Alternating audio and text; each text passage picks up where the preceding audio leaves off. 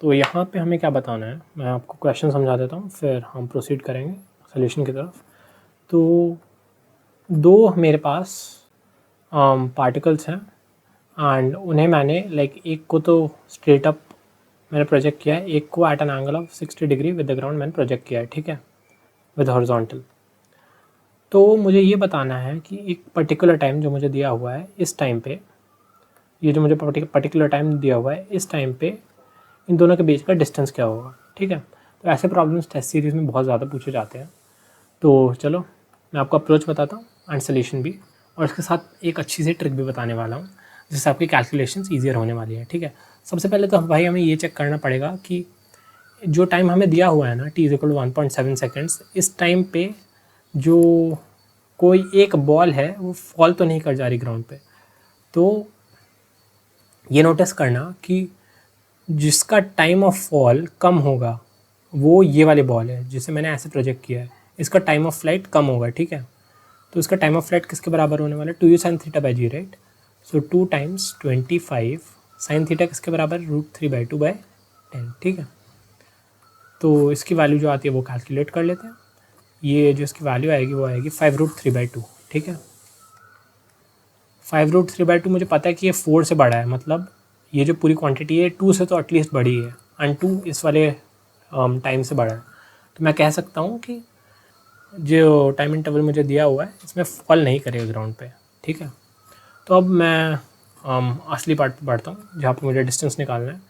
तो मैं एक ऐसा फ्रेम ले रहा हूँ कि जो मेरा एक ऑब्जर्वर है वो नीचे जी से फॉल कर रहा है, ठीक है। तो ये ऑब्जर्वर क्या देखेगा, मैं आपको ये बताता हूँ। ये ऑब्जर्वर ये देखेगा कि जो ये पार्टिकल है ये ऊपर जा रहा है 25 मीटर पर सेकंड से एंड ये अनएक्सेलरेटेड मोशन शो कर रहा है, एंड ये जो पार्टिकल है ये भी 25 मीटर पर सेकंड से जा रहा है एंड ये भी अनएक्सेलरेटेड मोशन शो कर रहा है, ठीक है।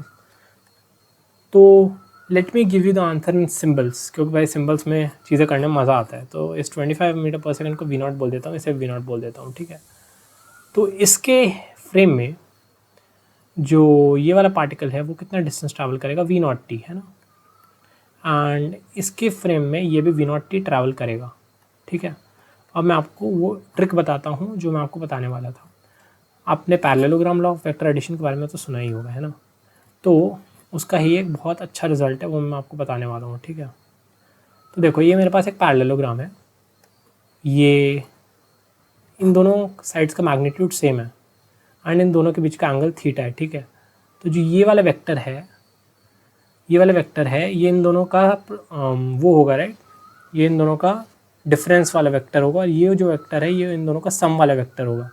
जो सम वाला वेक्टर होता है उसका मैग्नीट्यूड 2a cos θ/2 होता है एंड जो डिफरेंस वाला वेक्टर होता है उसका मैग्नीट्यूड 2a sin θ/2 होता है, ठीक है। अरे यहाँ से एक बर्ड जा रही थी, ओके फाइन। तो ये जो है डिस्टेंस इन दोनों का, ये इनका डिफरेंस वाला वेक्टर है, राइट। इस वाले एंगल को मैं थीटा बोल दे रहा हूँ, तो ये क्या हो जाएगा, π/2 - θ हो जाएगा, राइट।